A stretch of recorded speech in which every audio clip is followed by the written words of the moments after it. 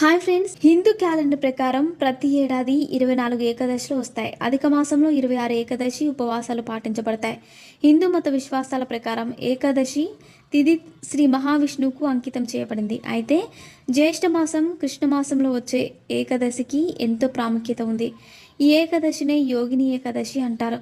ఈ పవిత్రమైన రోజున విష్ణుమూర్తిని పూజించడం వల్ల ఇంట్లో సుఖ సంతోషాలు శ్రేయస్సు పెరుగుతాయని పండితులు చెబుతారు.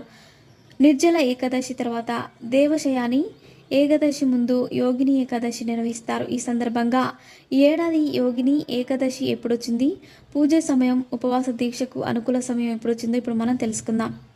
శుభముహూర్తం. తెలుగు పంచాంగం ప్రకారం జ్యేష్ఠ మాసం కృష్ణపక్షంలోని ఏకాదశి తిథి జూలై 1 సోమవారం ఉదయం 10 గంటల 26 నిమిషాలకు ప్రారంభమవుతుంది. మరుసటి రోజు జూలై 2న ఉదయం 8 గంటల 34 నిమిషాలకు ముగుస్తుంది. ఉదయం తిథి ప్రకారం